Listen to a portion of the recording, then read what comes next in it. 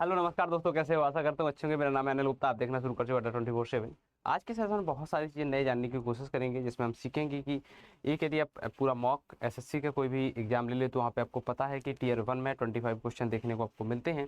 तो उन 21 क्वेश्चन को आप कैसे सॉल्व करोगे, कैसे हैंडल करोगे, तो वो सभी चीज़ें हम डिटेल में डिस्कस करेंगे। साथ में हम अप्रोच देखेंगे हर एक क्वेश्चन को सॉल्व करने की। आज के सेशन में हम लोग पढ़ेंगे कि मैं 25 क्वेश्चन एसएससी सीजीएल के कुछ प्रीवियस क्वेश्चन लेके आया हूँ, जिसमें से one of the most important question आप कह सकते हो उन्हें, क्योंकि बार बार रिपीटेड क्वेश्चन है।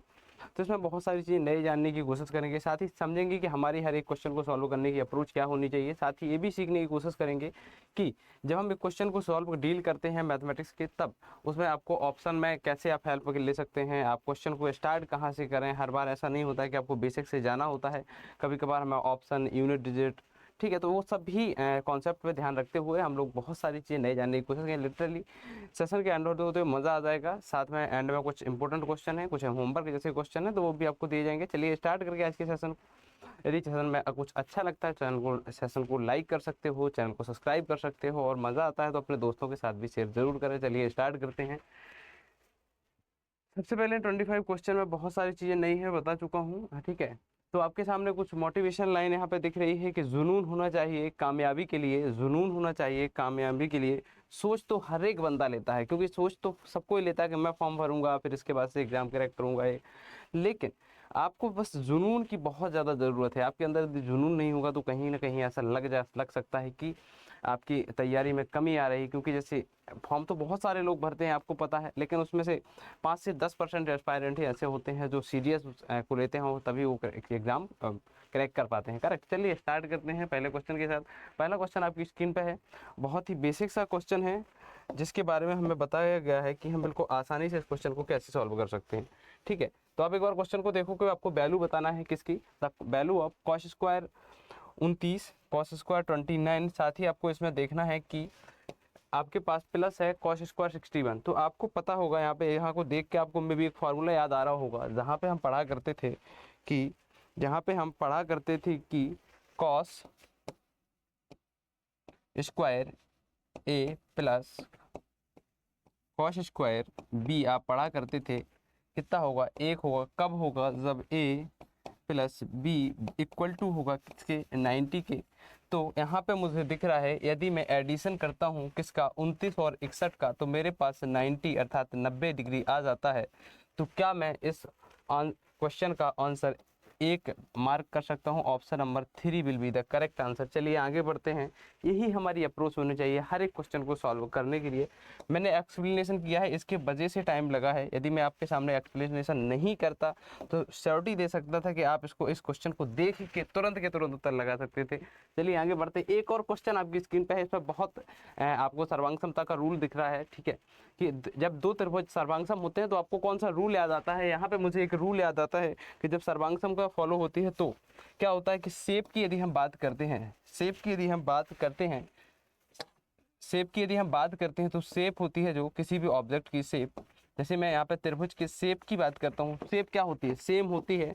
साथ ही मुझे एक और कॉन्सेप्ट यहाँ पे याद आ जाता है कि उसकी साइज भी क्या होगी, आपके सामने सेम देखने को मिलेगी। तो आप फिर से कह सकते हैं कि इसमें आपको ऑप्शन नंबर ए दिख रहा है, बी दिख रहा है, सी, डी, ठीक है। आपके सामने पहला ऑप्शन है कि इसकी भुजाएं, दो समान भुजाएं, यदि दो भुजाएं समान हों, साथ ही परिधि भी समान हो, तो आपको थोड़ा सा इसमें मैं यहाँ पे एक्स्ट्रा चीज़ें आपके सामने ऐड ऑन करना चाहूँगा कि लेट्स सपोज आपके पास क्या होगा, आपके पास होगा टू थिंग आपको याद रखनी पड़ेंगी। जैसे आपके पास त्रिभुज एक दिया गया है, एक त्रिभुज ये है और एक और त्रिभुज आपकी स्क्रीन पे दिख रहा है, ठीक है।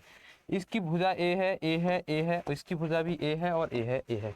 क्वेश्चन में मुझे बोला गया है कि यदि इनका क्या है, दो भुजाएं क्या है, सेम है, ए और ए भुजा। लेट सपोज इस त्रिभुज का नाम हम दे देते हैं ए बी और सी, ए बी और सी, करेक्ट।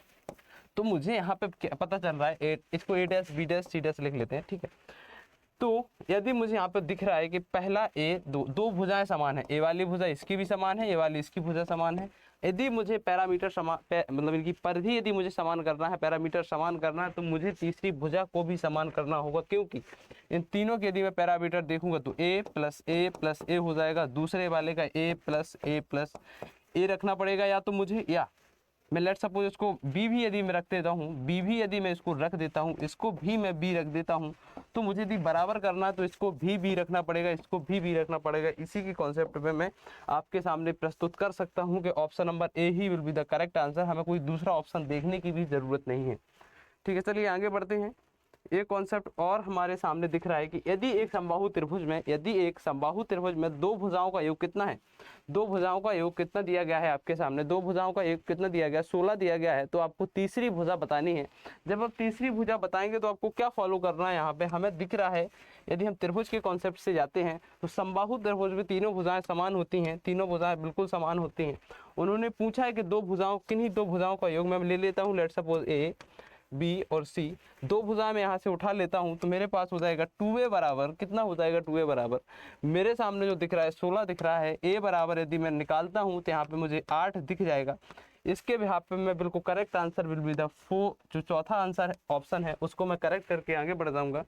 इसी सेम प्रोसीजर में आगे बढ़ते हैं। मज़ा आ रहा है क्या? मज़ा आ रहा है तो चैनल को लाइक कर दो, सब्सक्राइब कर दो और चलिए फिर ऐसे आगे बढ़ते हैं। एक परीक्षा में लड़के और लड़कियों का औसत कितना है? 100 है।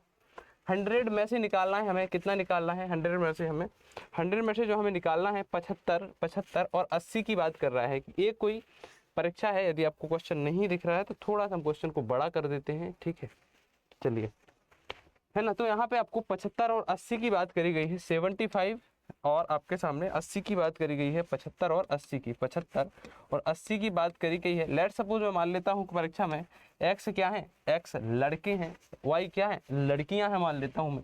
तो मेरे सामने 75x प्लस 75, सॉरी 75 नहीं 80 लिखेंगे, है ना। 80 कितने हैं, 80 कितने हैं जो लड़कियां हैं, 80 लड़कियों को मैंने माना है क्या, y, और मैंने बॉयज को माना है जो x की वैल्यू डिनोट करी है, करेक्ट। तो यहाँ पे 80 y लिख के एक बार देखते हैं, ठीक है। दोनों की वैल्यू मुझे दी गई है। औसत क्या होता है, औसत क्या होता है कि सम ऑफ किसका होता है, सम ऑफ ऑब्जेक्ट जो दिए जाते हैं और डिवाइड होता है नंबर ऑफ ऑब्जेक्ट के साथ। तो यहाँ पे मुझे सम कितना दिया, औसत दिया गया है 78। यदि मैं सम करूँगा x प्लस वाई का तो मेरे सामने दोनों वैल्यू बराबर आनी चाहिए। तो चलिए मैं देखता हूँ, एक बार पक्षांतर करेंगे, जब हम पक्षांतर से इसको ले जाएंगे तो यहाँ पे 75 के स्थान पे 75x आ जाएगा। माइनस करूँगा मैं 78x को, बराबर जब मैं करूँगा 78y को माइनस करूँगा 80y को, तो मेरे सामने यहाँ पे एक वैल्यू निकल के आएगी जिसे मैं क्या कहूँगा, जिसे मैं आपके सामने क्या कहूँगा, जिसको मैं बिल्कुल आसानी से इसको सॉल्व कर पाऊँगा। यहाँ पे मेरे पास बच रहा होगा,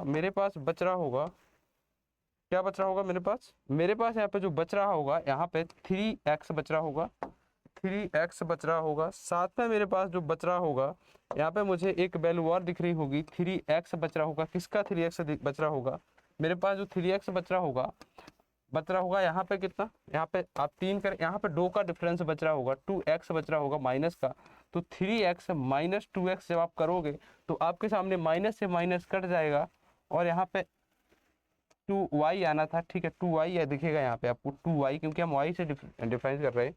तो x बटे y आपके सामने जो दिख जाएगा आपको 2/3 यहाँ पे दिख जाएगा। यदि मुझे ऑप्शन में 2:3 है, 2/3 आंसर मिलता है, मैं तुरंत करेक्ट आंसर करके इसको आगे बढ़ जाऊंगा, क्योंकि 2:3 will be the correct answer.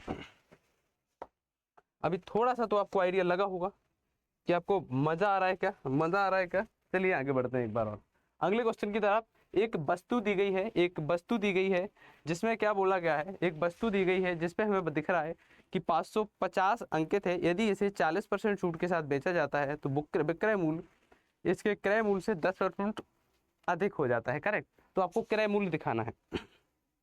ऐसे क्वेश्चन में हम क्या फॉलो करते हैं कि जब हमें क्रय मूल्य की बात करते हैं तो सबसे पहले हमें पता दिख रहा है यहाँ पे कि जो 40% है, क्या है, जो 40% है, 40% क्या बोला जा रहा है कि 550। वैसे मैं एक दुकानदार हूँ, मैंने वो सोचा कि लेट सपोज मुझे ये बेचना है फ़ोन, ठीक है, ये फ़ोन मुझे बेचना है, तो मैंने इस पर अंकित कर दिया कि मैं इसको लेट सपोज 550 रुपये का मैं अपना फ़ोन बेचने वाला हूँ, ठीक है। अब मैंने सोचा अभी बिक ही नहीं रहा है 550 अंकित करने का, मैंने सोचा इस पर मैं 40% डिस्काउंट दे देता हूँ। तो क्या मैंने इस 550 का 40% कितना, 40% लिया होगा, ठीक है। मैंने 550 का 40% लिया हो, तो 40% छूट देने के बाद मैंने क्या किया होगा, इस फ़ोन को 40% मैंने छूट दी है, तो क्या मैं कह सकता हूँ मैंने इस 550 को 60% पे बेचा होगा? यदि मैंने इसका डिस्काउंट दिया हुआ है किसी को, मैंने इसका डिस्काउंट दिया हुआ है किसी को, तो क्या मैंने इस फ़ोन को 60% पे बेचा है? करेक्ट। तो यदि मैं 550 का 60% निकालूं, 550 का 60% निकालते हैं हम, तो 550 का जो 60% होगा वो कितना आ जाएगा? डिवाइड बाई 100 करेंगे, ठीक है, डिवाइड बाई 100 करेंगे तो यहाँ पे मुझे जो दिख रहा है 30 आ जाएगा, और आप 5 का गुना 33 आ जाएगा, 333 मुझे यहाँ पे दिख रहा है। तो उन्होंने क्या बोला है कि विक्रय मूल्य इसके क्रय मूल्य से 10% अधिक है। मतलब जो ये बेचा गया है, जितने में खरीदा गया था, लेट सपोज मैं मान लेता हूँ कि जो खरीदा गया है, जो मेरा क्रय मूल्य यहाँ पे होगा, क्रय मूल्य जो होगा, क्रय मूल्य हमेशा किस पे बात करता है? क्रय मूल्य हमेशा जो बात करता है, क्रय मूल्य हमेशा जो बात करता है किस पे करता है? क्रय मूल्य बात करता है जितने 100% पे बात करता है, अर्थात जितने रुपए में आपने वस्तु खरीदी उसी पे बात करता है। तो मुझे यहाँ से पता लग गया कि यदि मैं यहाँ पे थोड़ा सा और एक्स्ट्रा करूँ, क्या करूँ कि मुझे दिख रहा है कि इन्होंने इसका मतलब इस वस्तु को 110% में बेचा है, क्योंकि उन्होंने बोला है क्रय मूल्य 100% होता है और विक्रय मूल्य क्रय मूल्य से 10% अधिक है, अर्थात 110% में बेचा है। और 110% की वैल्यू मुझे कितनी दी गई है? 330 रुपये दी गई है, 330 रुपये दी गई है, ठीक है। तो अभी मुझे क्या निकालना है यहाँ पे? मुझे यहाँ पे 100% की वैल्यू निकालना है। तो 11 से एक बार मैं काटूंगा, 3 आएगा, 30 बचेगा यहाँ पे। और जब 30 बचेगा मेरे सामने, तब मैं क्या करूँगा यहाँ पे, जब मेरे पास 30 बच रहा होगा तो मैं आपको आसानी से इसे हल कर सकता हूँ। यहाँ पे 100% की वैल्यू 300 मुझे दिख जाएगी, क्योंकि यहाँ पे 10 बचेगा एक बार, यहाँ पे 30 बचेगा। यदि 100 बना तो 0 0 दोनों साइड ऐड कर दूंगा, तो option number 3 will be the correct answer. ऐसी ही अप्रोच आपकी होनी चाहिए हर एक क्वेश्चन को सॉल्व करने की। अगले क्वेश्चन की तरफ बढ़ते हैं। एक दुकानदार, ठीक है, एक दुकानदार एक क्रय मूल्य पर अपने चावल बेचने का दावा करता है। मैं लेट सपोज एक दुकानदार हूँ, मैंने बोला कि आप मेरी दुकान पे आइए और चावल में क्या भाव है, जो भी चल रहा है मार्केट में उसी पे आपको दे दूंगा, ठीक है। देखा, मुझे भी तो फायदा कमाना है ना। मुझे यदि फायदा कमाना है तो मैं क्या सोचूंगा कि भाई साहब इनसे बोल देता हूँ कि आप क्या करना कि जितने रुपए के आएंगे उतने के दे दूंगा। देखा, कहीं ना कहीं तो मुझे पैसा कमाना है, अपने आप में पैसा बचत करनी है, क्योंकि मैं तो दुकानदार हूँ। तो मैं क्या करूँगा आपके सामने, मैंने बोला कि मैं आपको 1000, मैंने अपने दिमाग में लगाया आइडिया, ठीक है। और मैंने सोचा कि मैं 1 किलोग्राम की जगह, अर्थात 1000 ग्राम की जगह आपको 870 ग्राम ही चावल दूंगा। और कितना बचा लूंगा अपने आप में? अपने आप में मैं इसको बचा लूंगा, मैं अपने आप को बचा लूंगा। इसमें मैंने सोचा 130 ग्राम तो मैं बचा के रहूंगा, ठीक है। तो चलिए, हो गया क्वेश्चन सॉल्व। मैंने 1000 किलो को क्या कर लिख सकता हूँ मैं? 1000 ग्राम लिख सकता हूँ क्या? बिल्कुल लिख सकता हूँ, कोई दो राय नहीं है। और मैंने दिया कितने में है? 870 में दिया है, ठीक है, 870 ग्राम में मैंने दिया है। तो मुझे फायदा कितने का हुआ भाई साहब? 130 ग्राम का फायदा हो जाता है मुझे। और जब 130 ग्राम का मुझे फायदा हो जाता है, तब मैं किस पे, 130 ग्राम का फायदा मुझे किस पे हो रहा है? 130 ग्राम का फायदा मुझे किस पे हो रहा है? 130 ग्राम का फायदा मुझे 870 पे हो रहा है। तो 100% मुझे, मतलब 100 की वैल्यू फाइंड करनी है। तो मैं क्या करूँगा, 100 की वैल्यू फाइंड करनी है तो मैं यहाँ पे क्या करूँगा, आसानी से अपना इजी कॉन्सेप्ट लगाऊंगा और इसकी वैल्यू निकालूंगा। 0 से 0 काट लेंगे, 1300 को 87 से एक बार डिवाइड करेंगे। जब आप 1300 को 8 7 87 से डिवाइड करोगे तो 87 एक बार में पूरा चला जाएगा, ठीक है। पूरा जब 87 चला जाएगा तो आपके सामने बचेगा 43 और एक जीरो और होगा, 430 आपके पास बचेगा, ठीक है, 430 बचेगा। जब आप फिर से 87 से 430 को डिवाइड करने की कोशिश करोगे, एक बार तो पूरा चला गया होगा, ठीक है, एक बार पूरा चला गया होगा। और जब आप 87 मल्टीप्लाई बाई 5 करते हो तो आपके सामने 5 7 5 35 होगा, 8 5 40, मतलब 450 के आसपास आएगा। तो 450 तो नहीं आपको चाहिए, 450 नहीं चाहिए, इसका मतलब 4 बार ही आप फाँक दोगे। यदि ऑप्शन में मुझे ऐसा दिख जाता है कि 5 बार, 4 बार, 8 और 1, तो 4 बार वाला करेक्ट आंसर है। तो मैं इसी को आंसर लगाऊंगा और फिर आगे बढ़ जाऊंगा। क्यों ज़्यादा माथापच्ची कर रही है अपने आप को? करेक्ट। चलिए आगे बढ़ते हैं। कुछ और क्वेश्चन आपकी स्क्रीन पे है। एक राजेश है, ठीक है, मजा आ रहा है क्या? मजा आ रहा है?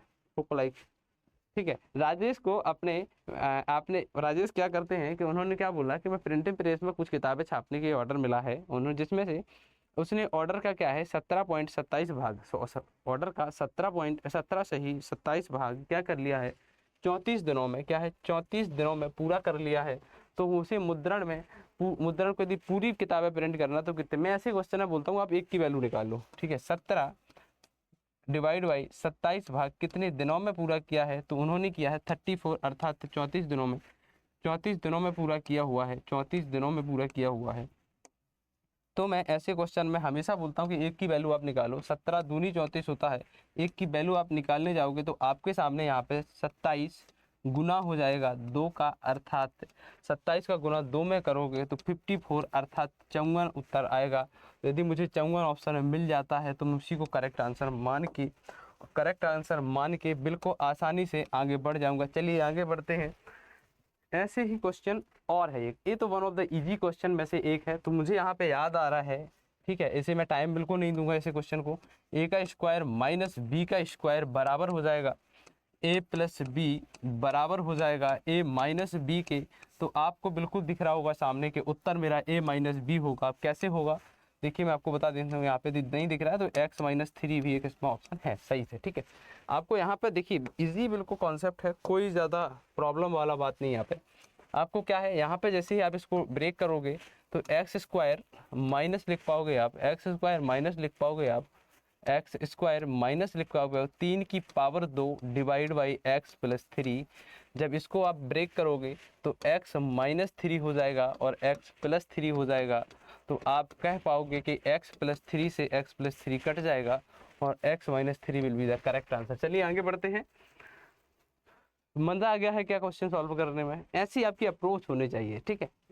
इसी के बिहाफ पे मैं क्वेश्चन लेके आया था, ठीक है। मैंने सोचा कि कुछ नया ट्राई करेंगे। ये क्वेश्चन जो दिए गए हैं SSC CGL MTS group D railway, जहाँ भी आपसे मैथमेटिक्स पूछा जाता है वनडे एग्जाम में, उन सभी प्रतियोगी परीक्षाओं के लिए नस्ते नाबूद करने के लिए क्वेश्चन दिए गए हैं। आपके सामने एक और प्रश्न है कि 840 मीटर की एक वृत्ताकार दौड़ है। अब एक दौड़ की यदि बात आ जाती है, यदि एक दौड़ की बात आ जाती है तो क्या हम यहाँ पर थोड़ा सा अपना कॉन्सेप्ट लगा सकते हैं क्या? यदि हम वृत्ताकार दौड़ की बात करते हैं तो यहाँ पे हम अपना कॉन्सेप्ट, एक वृत्ताकार दौड़ आ जाती है, ठीक है। एक वृत्ताकार दौड़ है, ये भी एक समान समय में समान बिंदु से 6 मीटर प्रति सेकंड, क्या 6 मीटर प्रति सेकंड और 12 मीटर प्रति सेकंड की गति से दौड़ना, एक ही दौड़ दिशा में। लेट सपोज यहाँ से हमने दौड़ना शुरू किया है, यहाँ से हमने दौड़ना शुरू किया है, कैसे किया है, 6 मीटर प्रति सेकंड की गति से और 12 मीटर प्रति सेकंड की गति से दौड़ना हमने शुरू किया है। तो हमें अगली बार एक जगह मिलना है तो हमें याद आता है यहाँ पे एलसीएम का कॉन्सेप्ट कहेगा, एलसीएम का कॉन्सेप्ट हमें याद आता है। एलसीएम का कॉन्सेप्ट कैसे काम करेगा एक बार देखेंगे।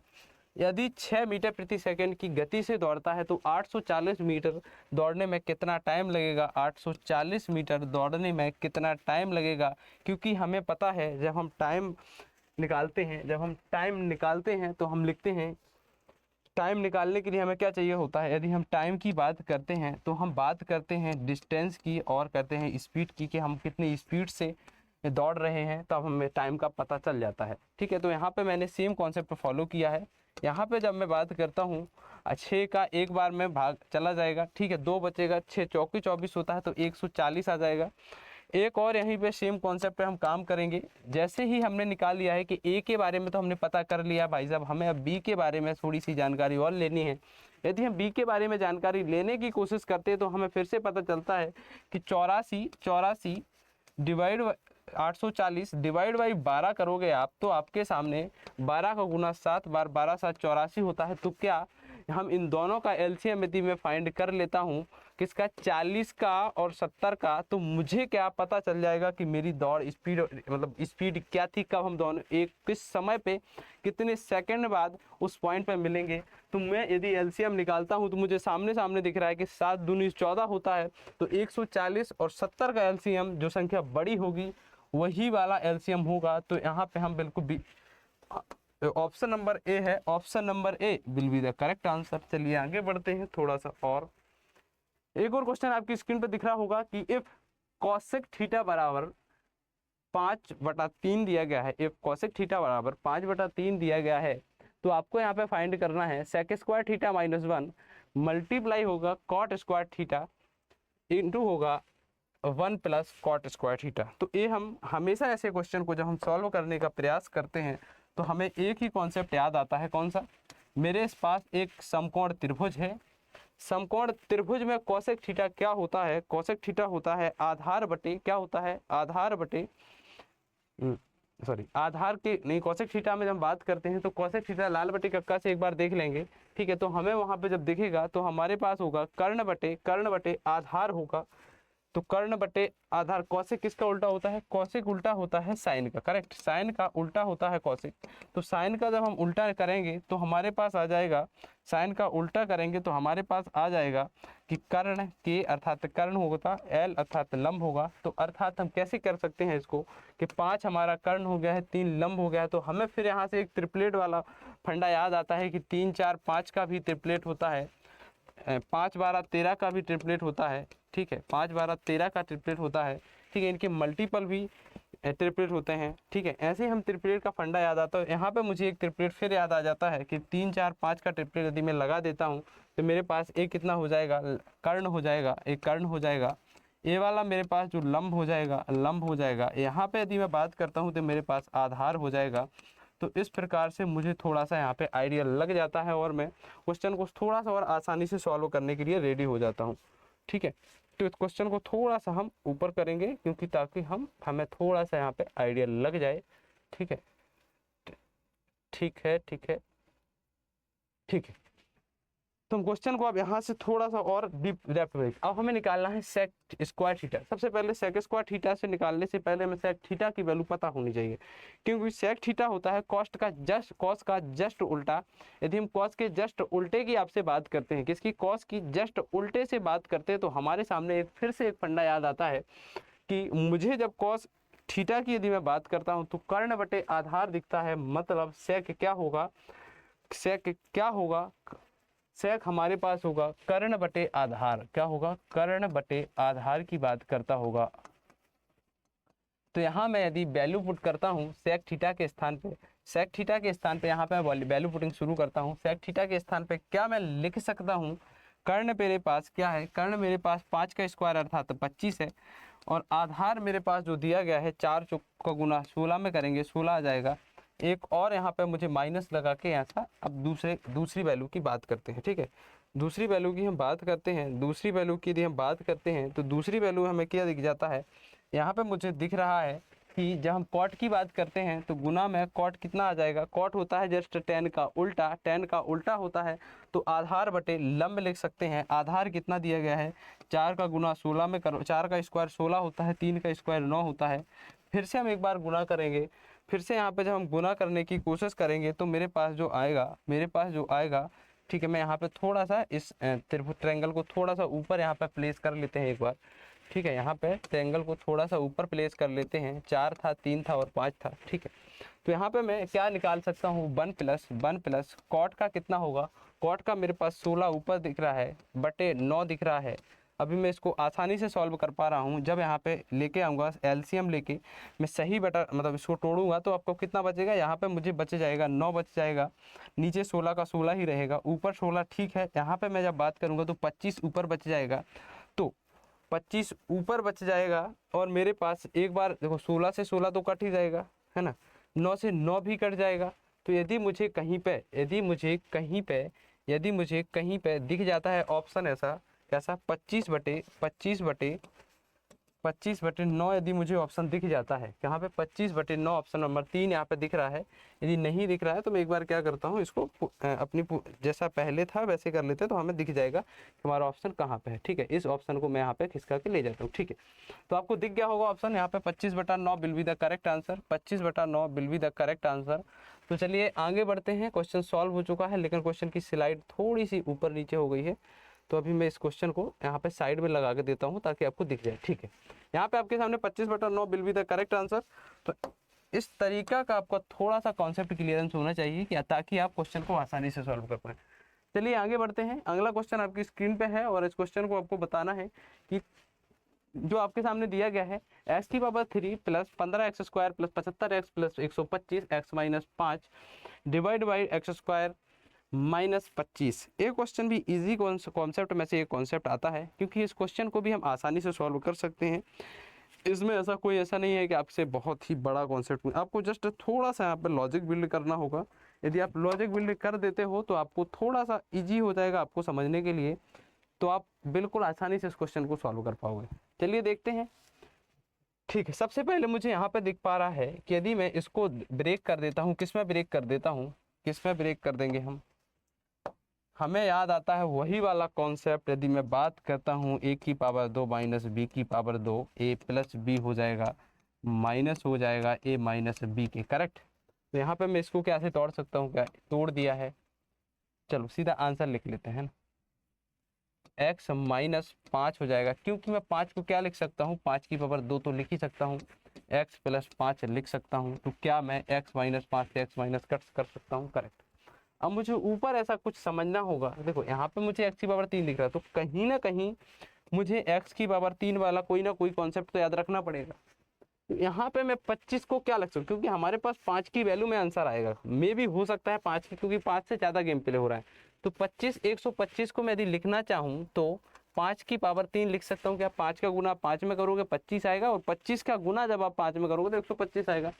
तो 5 की पावर 3, यहाँ पे मुझे फिर एक कॉन्सेप्ट आता है, यदि a की घाते 3 b के घाते 3 मैं यदि निकालता हूँ, a की घाते 3 और b के घाते 3 निकालने की कोशिश करता हूँ, तो मुझे एक कॉन्सेप्ट यहाँ पे याद आ जाता है कभी कभार कि a प्लस बी का होल क्यूब माइ प्लस होगा 3ab a प्लस बी, ये कॉन्सेप्ट याद आता है मुझे। ठीक है, यदि ये कॉन्सेप्ट मुझे याद आ जाता है सही समय पे, तो मैं इस क्वेश्चन को बिल्कुल सॉल्व करने में बिल्कुल देर नहीं लगेगी, क्योंकि यहाँ पे मैं निकाल सकता हूँ कैसे इसको। 15 को क्या लिख सकते हैं, 3 गुने 5, ठीक है।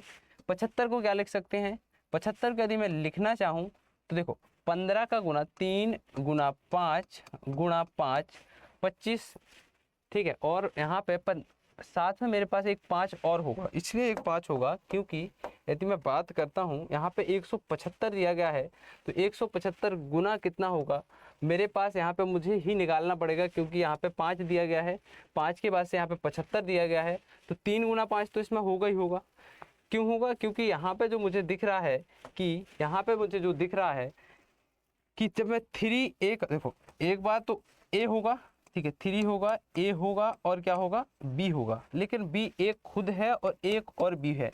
तो 5 गुणे 5, ठीक है, गुणा में, ठीक है, 5 गुणा 5 गुणा में x है, ठीक है, x होगा, गुणा में कितना होगा, गुणा में मेरे पास 3 भी होगा, ठीक है। तो इसके थ्रू मैं यहाँ पे निकाल पाऊंगा कि जो ये वैल्यू होगी, किसकी वैल्यू दिख रही है मुझे ऊपर, जो मुझे वैल्यू दिख रही है। एक बार मैं दूसरी स्लाइड लेकर हूँ, दूसरी स्लाइड नहीं ले सकते, यहीं पे आप कर लेते, ठीक है, क्योंकि फिर क्वेश्चन कॉन्सेप्ट थोड़ा सा कन्फ्यूजिंग हो जाएगा, ठीक है।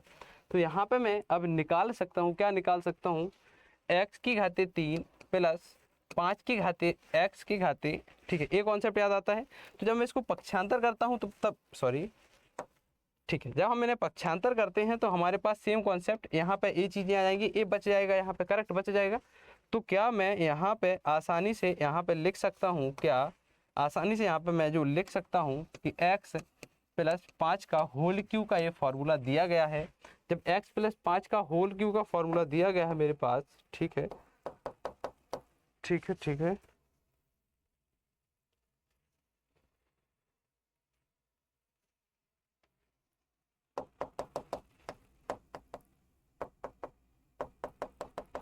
अभी स्लाइड गई है, वो स्लाइड दोबारा से नहीं आ सकती है, इसके वजह से मैं आपको यहाँ पे ओरली बता देता हूँ। x की पावर 3 बचा होगा, यहाँ पे x की पावर 3 बचेगा। जब x की पावर 3 बचेगा तो हमारे सामने क्या आ जाएगा, x की पावर 3 नहीं, x की पावर 5 बचेगा। यहाँ पे x की पावर 5, यहाँ उसकी पावर 3 होगी, नीचे बचेगा x प्लस क्या बच जाएगा, x प्लस 5 बचेगा, एक बार एक कट जाएगा, फिर यहाँ से जो उस क्वेश्चन का आंसर आ जाएगा x प्लस 5 का होल स्क्वायर आ जाएगा।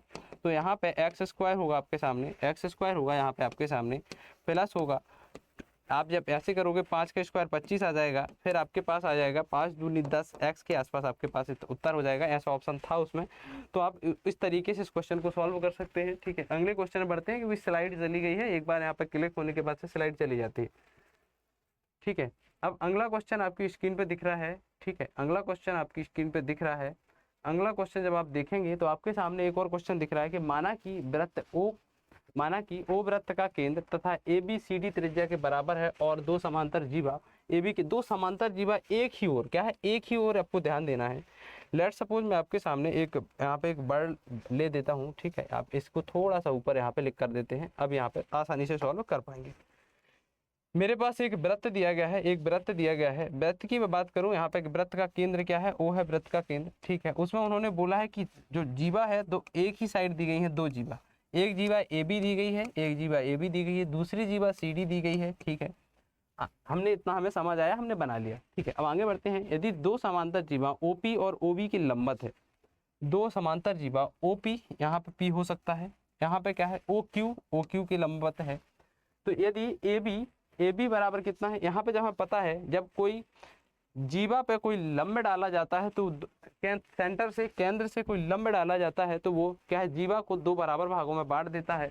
तो मुझे यहाँ पे दिख रहा है कि यहाँ पे 5 होगा, 10 थी पूरी, ए भी 5 होगा क्योंकि टोटल 10 थी, यहाँ पे कितना था 24 था, यहाँ पे कितना हो जाएगा 12, यहाँ पे भी 12 हो जाएगा, ठीक है।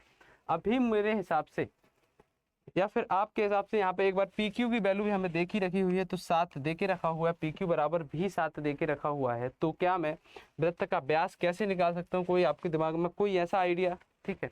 एक तो मुझे यहाँ पे निकाल सकता हूँ मैं यहाँ से, यदि मुझे इसकी लंबाई मिल जाए तो ए भी क्या होगा मेरा, यदि मुझे इस चीज़ की लंबाई यहाँ से यहाँ तक पता चल जाता तो भी व्यास होगा, सॉरी त्रिज्या होगी, और यहाँ से यहाँ तक की यदि मुझे मिल जाती है तो भी मेरे पास त्रिज्या है। तो मुझे फाइंड करना है इसकी वैल्यू या फिर इसकी वैल्यू, ठीक है। तो मुझे यहाँ पे 5 दिख रहा है, 5 के वजह से मुझे एक 5 12 13 का ट्रिपलेट याद आ जाता है, क्योंकि यहाँ पे लग रहा है कि ट्रिपलेट लग सकता है। यहाँ पे मुझे एक बार हीट एंड ट्रायल मेथड करना पड़ेगा, यदि बेसिक से जाऊँगा तो बहुत ज़्यादा टाइम लग सकता है, ठीक है। तो 5 12 13 की वैल्यू याद आती है, तो 5 तो ठीक है, ठीक है। 12 कैसे मैं बोल सकता हूँ 12 यहाँ पे होगा, क्योंकि 7 तो यहाँ पे दिया गया है। यहाँ पे मैं एक बार मान लेता हूँ क्या है, लेट सपोज मैंने इसको 12 रख दिया, ठीक है, और यहाँ पे मैंने इसको क्या रख दिया, यहाँ पे 12 रख देता हूँ, इस वाली भुजा को मैं 12 रख देता हूँ, और इस वाली भुजा को मैं क्या रख देता हूँ, 13 लिख देता हूँ यहाँ पे, ठीक है। एक बार मैंने 13 मान लिया। जब मैं यहाँ से ट्राई करता हूँ तो मुझे पता है ए वाली भुजा कितनी है, ए वाली भुजा मेरे पास जो दिख रही है, ए वाली भुजा क्या होगी, ए वाली जो भी भुजा होगी, तो मुझे यहाँ पे 12 तो दिया गया है, ए वाली भुजा यदि मैं बात करूँ 7 इतनी है, पहले के हिसाब से मेरे पास 5 है, देखो मैंने इसको 12 माना, ठीक है, पहले के हिसाब से मेरे पास यहाँ पे मैंने इसको 5 मान लिया, एक बार जो यहाँ से यहाँ तक दी गई है, यहाँ से यहाँ तक दी गई है, तो मैंने इसको 5 मान लिया है। यदि 5 मान लिया है तो मेरे पास यहाँ से यहाँ तक 12, यहाँ पे कंडीशन सेटिस्फाई हो जाती है। इसके वजह से ए वाली भुजा कितनी होगी, ए वाली भुजा 5 होगी, यहाँ से यहाँ तक 12 होगी, और जब मैं यहाँ दोनों को करूँगा तो यहाँ पे मुझे फिर से 13 लिखना पड़ेगा। इसके वजह से मेरा यहाँ पे 5 12 13 का कॉन्सेप्ट बिल्कुल ट्रू हो जाता है। तो मैं इस वृत्त की जो हमने वृत्त बनाया था, इस वृत्त की यदि त्रिज्या की बात करता हूँ तो 13 आ जाएगी। इस वृत्त की यदि 13 है त्रिज्या है तो व्यास का 13 गुना 2 हो जाएगा, अर्थात 26 हो जाएगा। तो 26 will be the correct answer. ऐसे हम क्वेश्चन को कभी कभार हमें हीट एंड ट्रायल मेथड भी फॉलो करना होता है, क्योंकि यहाँ पे एक ही पहला ही ऑप्शन फंस गया था 26, इसके वजह से हमने ज़्यादा ध्यान नहीं दिया क्योंकि त्रिपुरेट भी लग रहा था, इसके वजह से। चलिए आगे बढ़ते हैं अगले क्वेश्चन की तरफ। एक क्वेश्चन दिया गया है कि आपके पास 88 डिवाइड बाई 8 है, मल्टीप्लाई बाई के है माइनस, तो यहाँ पे यहीं पे सॉल्व करने की कोशिश करते हैं ताकि स्पीड थोड़ी सी मेंटेन बनी रहे। यहाँ पे आपका 11 का आ जाएगा, गुना आप करोगे तो 11 के यहाँ पे बच सकता है, ठीक है। 11 के माइनस आप 3 का गुना 3 में करोगे तो 9 आ जाएगा, 3 का गुना आप 36 में 6 का स्क्वायर निकालोगे तो 36 आएगा, माइनस में 7 का गुना 5 में करोगे तो 35 आएगा, प्लस के स्क्वायर आप निकाल सकते हो। जब आप इसको सॉल्व कर लोगे आसानी से तो आप बराबर 1 दिया गया है, बराबर 1 दिया गया है, तो आपको क्या करना है 11x माइनस 9 बराबर हो जाएगा यहाँ पे 1 प्लस के स्क्वायर। आप बोलोगे आपने यहाँ पे क्या किया, क्योंकि मैंने 36 में से 35 को माइनस किया, 35 को मैंने माइनस किया, और इस दोनों का गुणा, क्योंकि यहाँ पे त्रिज्या गुना करते हैं तो मैंने गुना कर दिया। तो मेरे पास यहाँ पे जो वैल्यू निकल के आएगी, जब मेरे पास से वैल्यू निकल के आएगी तो एक साइड या मैं किसी भी साइड इसको पक्षांतर कर लेता हूँ। तो यदि मैं इसको इस साइड लेके आने की कोशिश करता हूँ तो के स्क्वायर यहाँ पे बचेगा, प्लस मेरे पास जो बच जाएगा यहाँ पे प्लस का 10 बचेगा, माइनस का 11x बचेगा। अब मैं 11 को मुझे ऐसे दो भागों में डिवाइड करना है कि गुना करने पे 10 आए, गुना करने पे क्या है 10 आए, और उनमें दोनों को यदि मैं घटा दूं तो क्या आए 1 आए। तो मुझे यहाँ पे दिख रहा है कि 10 और 1 ऐसी वैल्यू है जो मिल गई हैं, और मुझे ऑप्शन में मैंने पहले ही इसको देख लिया था कि ऑप्शन किस टाइप की दिए गए हैं, तो मैंने पहले ही देख लिया था कि ऑप्शन किस टाइप की दिए गए, तो मुझे पहला ही ऑप्शन 1 और 10 के फॉर्म में दिख रहा है, तो मैं इसको बिल्कुल करेक्ट आंसर मानूंगा और फिर अपने क्वेश्चन को, आगे आने वाले क्वेश्चन को और जल्दी से सॉल्व करने का प्रयास करूँगा। तो क्या इस ऐसे क्वेश्चन को सॉल्व करते हुए आपको मज़ा आ रहा है क्या? मज़ा आ रहा है क्या? तो कर सकते हो, चैनल को लाइक कर सकते हो, वीडियो को, ठीक है, अपने दोस्तों के साथ शेयर कर सकते हो। चलिए अगले क्वेश्चन की तरफ बढ़ते हैं। हर एक क्वेश्चन यूनिक है, हर एक क्वेश्चन का जो सॉल्यूशन का स्टाइल है वो थोड़ा सा डिफरेंट है, तो आपको जस्ट घबराना नहीं है, आपको जस्ट क्वेश्चन का आंसर देने की कोशिश करना है। चलिए थोड़ा सा और आगे बढ़ते हैं। मेरे पास दो शंकु हैं, दो शंकु मैं मान लेता हूँ, उनकी त्रिज्या दी गई है कितनी, 2 और 5। तो क्या मैं त्रिज्या को R1 और R2 लिख सकता हूँ क्या? 2/5 लिख सकता हूँ क्या? ऐसा तो कर ही सकते हैं, ठीक है। उन्होंने बोला क्या आगे, उन्होंने बोला कि भाई साहब हमारे पास त्रिज्या का तो ठीक है, सब बढ़िया है, वहाँ पे कुछ आयतन भी दे के रखा है। तो अब मुझे यहाँ इस क्वेश्चन को सॉल्व करने के लिए, मैं हमेशा बोलता हूँ कि जब आप मेंसुरेशन के क्वेश्चन सॉल्व करेंगे तो आपके पास क्या होनी चाहिए, हमेशा उस हर एक जो भी आपसे मोस्ट प्रोबेबली शंकु, आयत, आयतन, उन सभी के आपको पास फॉर्मूला याद होनी चाहिए, उनके आयतन का, उनके आपके पास उनका क्षेत्रफल का, उनका टोटल सरफेस एरिया का, सभी के पास फार्मूला याद होना चाहिए। क्योंकि यहाँ पे फिर उन्होंने शंकु का फार्मूला पूछ लिया है आयतन से संबंधित, तो मैं बोलता हूँ कि 1/3 होता है, पाई आर स्क्वायर होता है। लेकिन यहाँ पे दो शंकुओं की बात करें तो त्रिज्या को मैं R1 मान लूंगा और H होता है तो H को भी H1 मान लूंगा। दूसरे में 1/3 ही लिखूंगा, क्योंकि यहाँ पे पाई आर का स्क्वायर हो जाएगा, R2 का स्क्वायर हो जाएगा, H2 ज्यों का त्यों रहेगा। उन्होंने बोला है कि हमने 3/5 दे के रखा हुआ है, जो हमने दिया हुआ है यहाँ पे वैल्यू। तो क्या मैं यहाँ पे निकाल सकता हूँ, 3/5 यहाँ पे दिया हुआ है, ठीक है। अभी मैं 3 से 3 तो कट कर सकता हूँ, पाई से पाई भी कट कर सकता हूँ। अब मुझे यहाँ पे एक ही ऑप्शन दिख रहा है कि यदि मैं या तो इनकी वैल्यू रख दूँ या फिर इसको यहाँ ले जाऊँ, इसको यहाँ ले जाऊँ, ठीक है। तो यहाँ पे वैल्यू रख के एक बार देख लेते हैं। देखो R1 की वैल्यू क्या है, 2 है, तो 2 का स्क्वायर 4H1 हो जाएगा, बटे कितना हो जाएगा, R2 की वैल्यू कितनी दी गई है आपके पास, 25 दी गई है, तो 25H2 बराबर आ जाएगा, कितना आ जाएगा, 3/5 हो जाएगा। तो एक बार 5 से 5 काटोगे, आपके पास यहाँ पे 5, इसके बाद से आप क्या करोगे, 5 का गुना, क्योंकि 5 बचेगा यहाँ पे, 5 का गुना 3 में कर दोगे, 5 का गुना आप 3 में कर दोगे और 4 का गुना 5 में कर दोगे, तो आपके सामने जो उत्तर निकल के आएगा, ऊपर 15 हो जाएगा, नीचे की यदि हम बात करते तो 4 हो जाएगा। तो यही हमारा H1/H2 का मान हो जाएगा। तो इस तरीके से हम इस कॉन्सेप्ट को हल करने की कोशिश करेंगे। तो यहाँ पे मुझे एक ऑप्शन 15/4 दिख रहा है, 15:4, तो will be the correct answer. चलिए आगे बढ़ते हैं। मजा आ रहा है क्या? हर एक क्वेश्चन में लग रहा है कि कुछ नया सीख रहे हैं। चलिए थोड़ा सा और आगे बढ़ते हैं, ठीक है। P/Q की यदि हम बात करते हैं, यहाँ पे दिया गया है कि P और Q, अभी मुझे पता नहीं है क्या दिया गया है। P और Q भरण पाइप है, एक मान लो टंकी है हमारे घर में, उस टंकी में हमने 2 पाइप लगा के रखे हैं। पहला पाइप में इतने तेज स्पीड से पानी आता है जिसमें हम कि आप यदि पाइप P पाइप को खोलते हो तो पाइप, लेट सपोज हमारी टंकी 22 लीटर की है, ठीक है। 1 मिनट में मान लेता हूँ कि 22 लीटर पानी टंकी में बनता है। उन्होंने बोला है कि 21 गुना तेज है, 21 गुना तेज है, तो क्या P पाइप 1 मिनट में 21 पानी भरता होगा? करेक्ट। क्यों यदि एक लीटर पानी भरता है तो पाइप जो P है वो 21 लीटर पानी भरता है। उन्होंने बोला है क्यों एक टंकी को 110 मिनट में भर पाता है। क्यों एक टंकी कितने 110 मिनट में भर पाता है। 110 मिनट का मतलब, लेट सपोज एग्जांपल के लिए मैं मान लेता हूं कि मेरे पास 1 मिनट में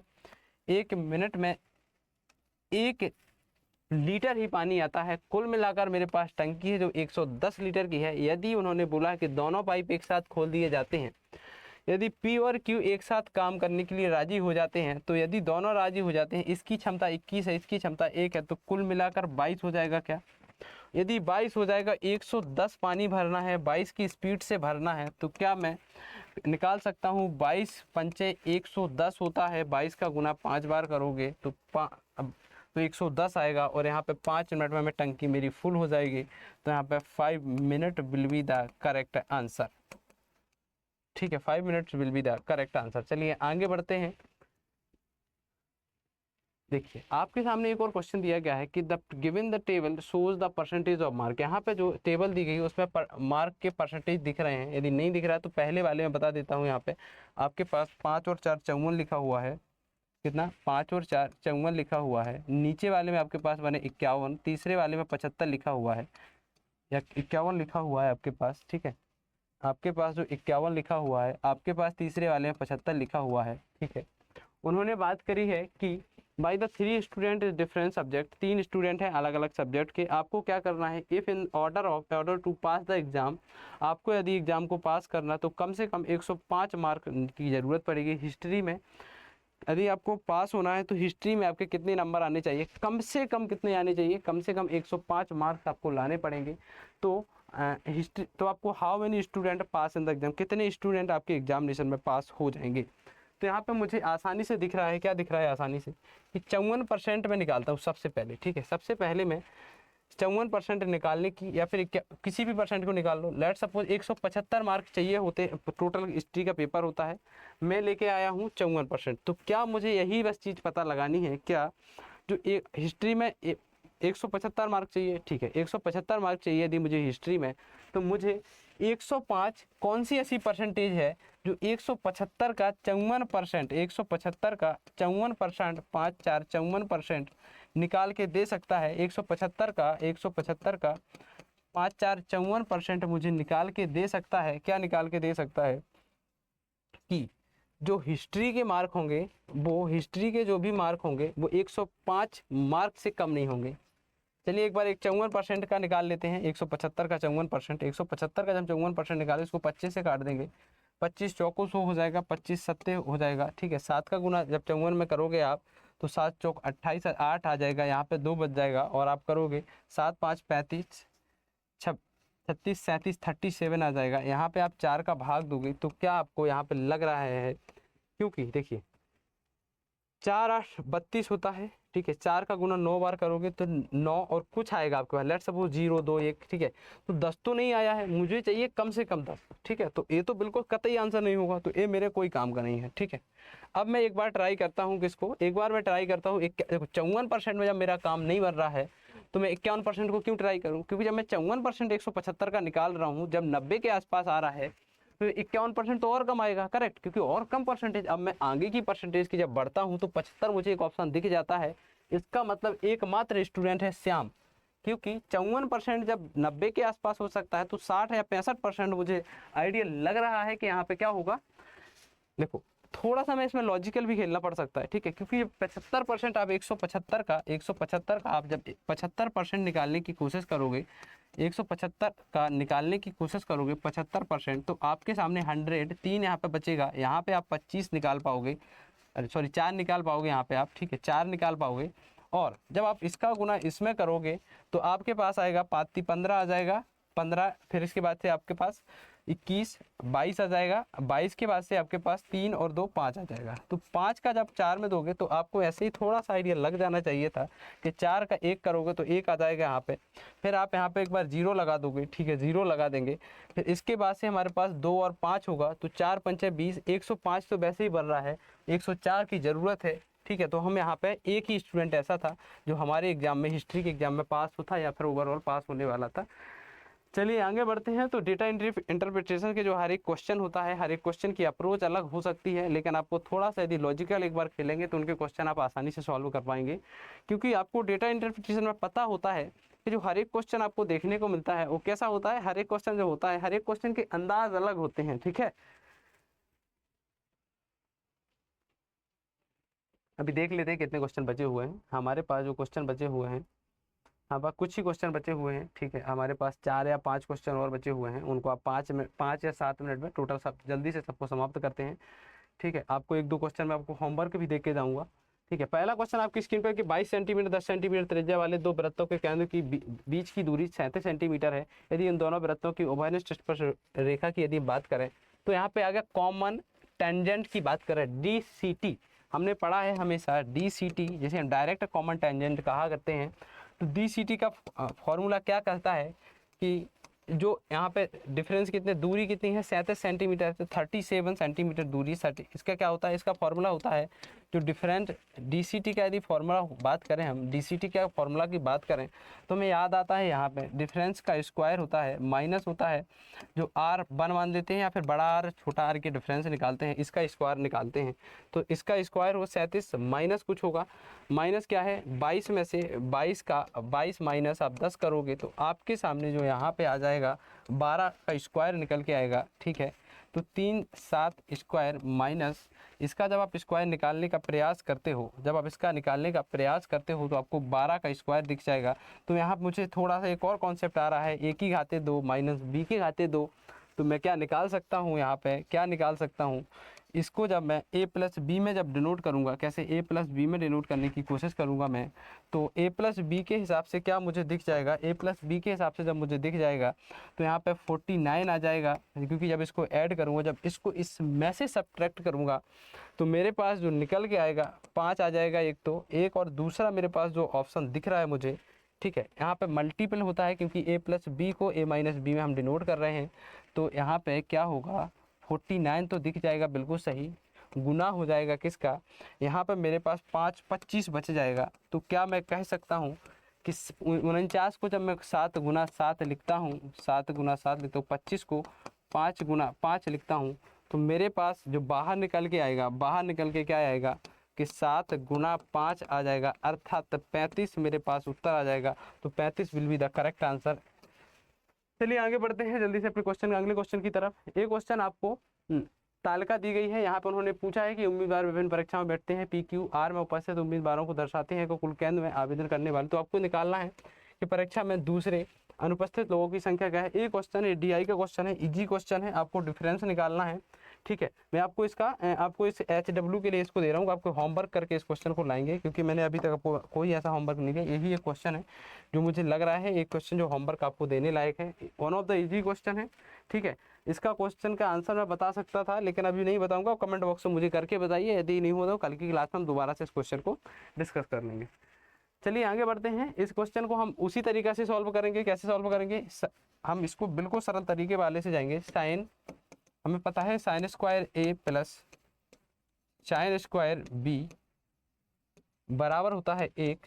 तो जहाँ पे यदि जब क्या होता है A प्लस बी बराबर कितना होता है, जब A प्लस बी बराबर होता है कितना होता है, A प्लस बी बराबर 90 डिग्री होता है। ठीक है, तो यहाँ पे मुझे जब यहाँ पे 30 दिख रहा है, यहाँ पे 60 दिख रहा है, तो इसकी वैल्यू तो 1 हो जाएगी, इसकी वैल्यू क्या हो जाएगी 1 हो जाएगी। ठीक है, इसकी वैल्यू 1 हो जाएगी। अब मैं यहाँ पे देखता हूँ दूसरा 45 यहाँ पे दिख रहा है, 45 यहाँ पे दिख रहा है, तो प्लस में 1 भी यहाँ पे भी लिख सकता हूँ। ठीक है, यहाँ पे मुझे दिख रहा है माइनस का साइन 40 और माइनस का साइन 50, तो यहाँ पे माइनस की लगाऊंगा मैं चिन्ह। ठीक है, माइनस कॉमन ले सकता हूँ या तो इन दोनों में से, तो इसके पास 1 बच जाएगा। यहाँ पे फिर एक बार माइनस का चिन्ह दिख गया है, तो यहाँ पे फिर मैं एक बार कॉमन ले लूँगा, माइनस को यहाँ पे 1 लिख लूँगा, तो मेरे पास इसका 0 आ जाएगा, क्योंकि जब 2 हो जाएगा यहाँ पे -2 हो जाएगा, तो 0 will be the correct answer.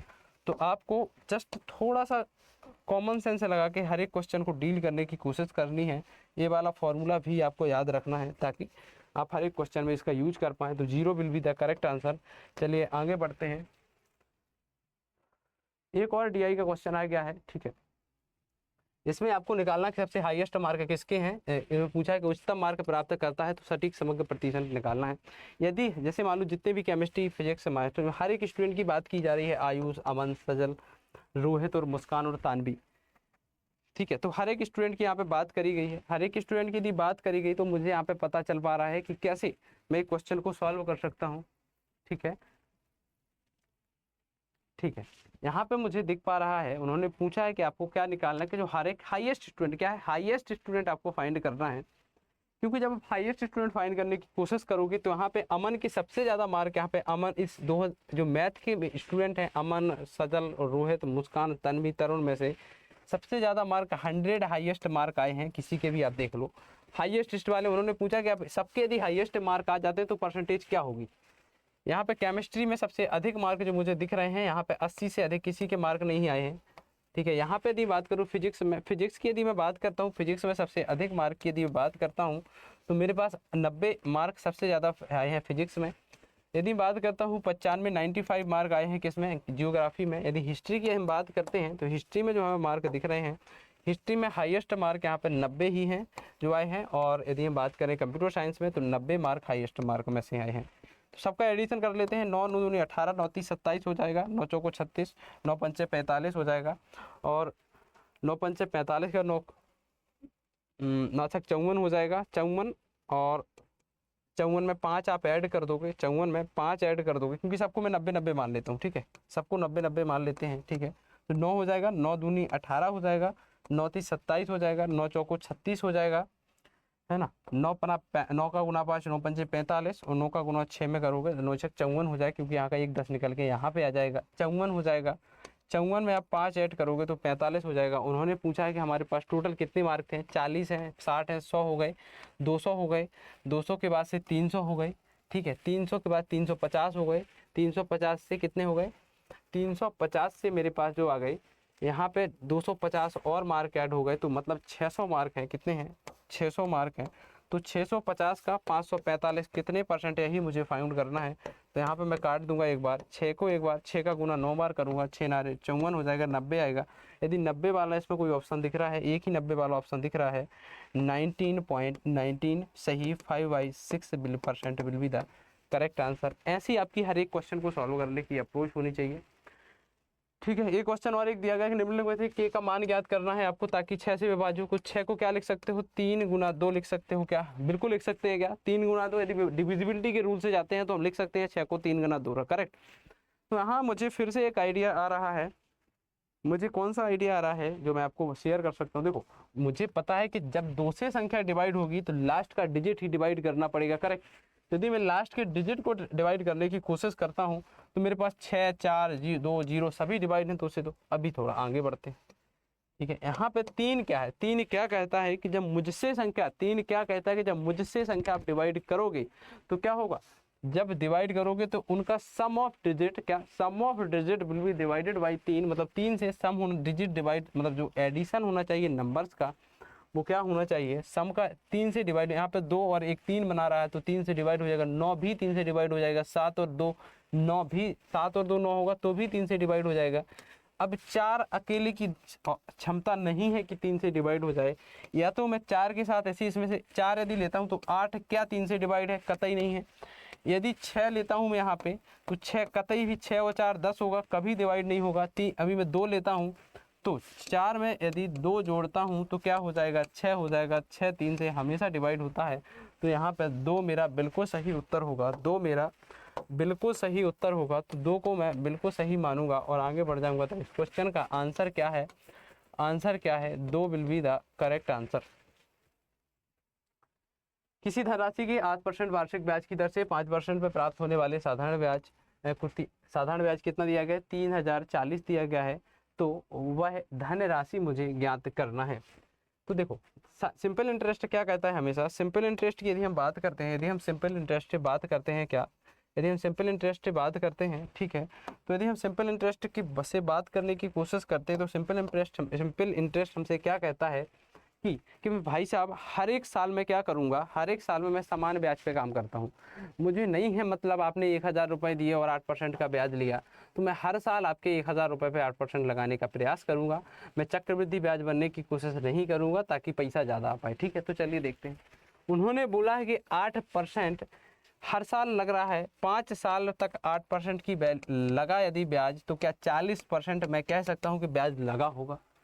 प्राप्त होने वाला 40% क्या है, तो 40% की यहाँ पे वैल्यू दी गई है, 30-40 दी गई है, क्योंकि यही तो ब्याज है ना। ये ब्याज मिल रहा था, तो 40% की वैल्यू यदि इतनी दी गई है। उन्होंने क्या पूछा है, मेरी धनराशि, अर्थात धनराशि क्या होगा, 100% होगा।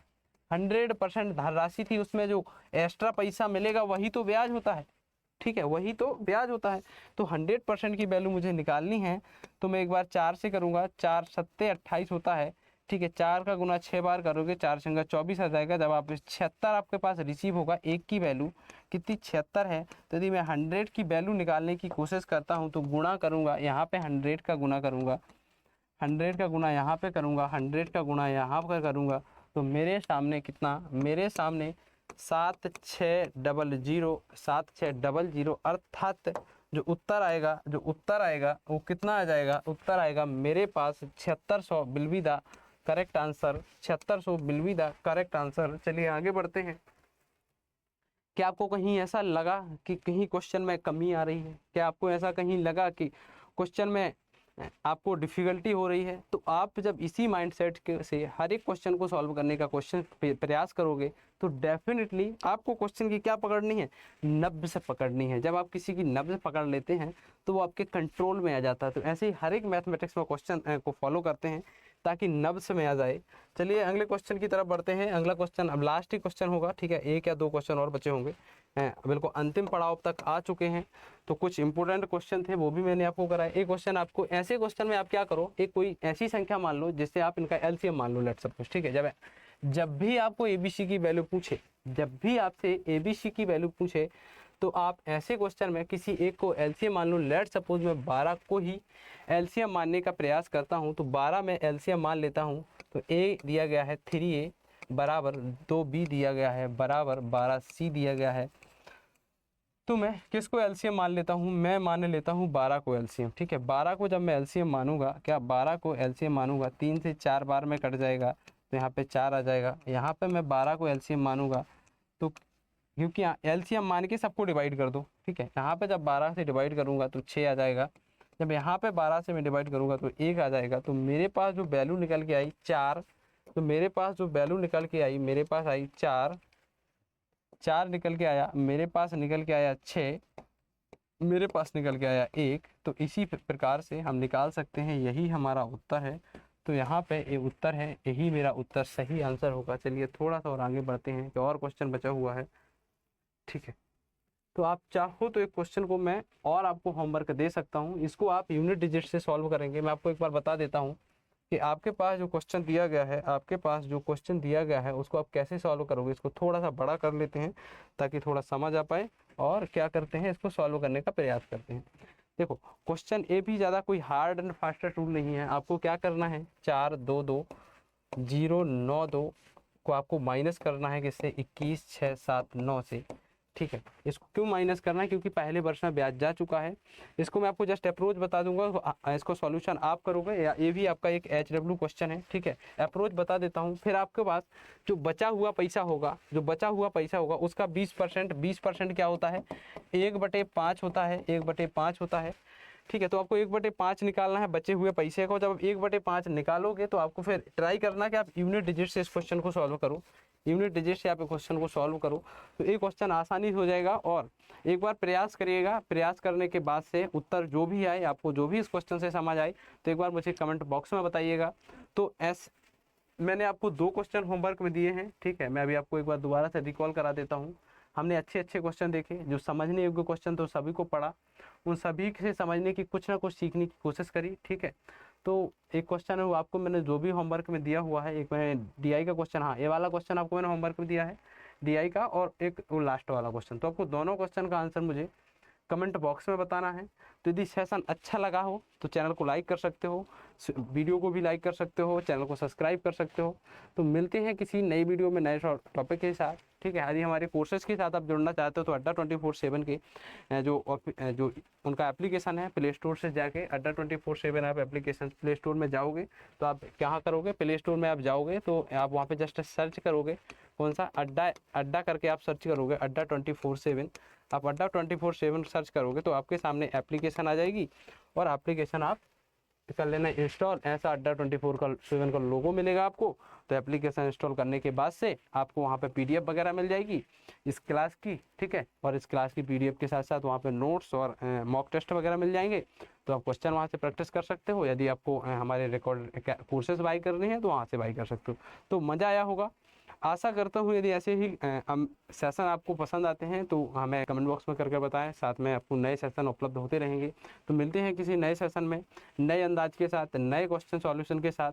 थैंक यू सो मच, जय हिंद।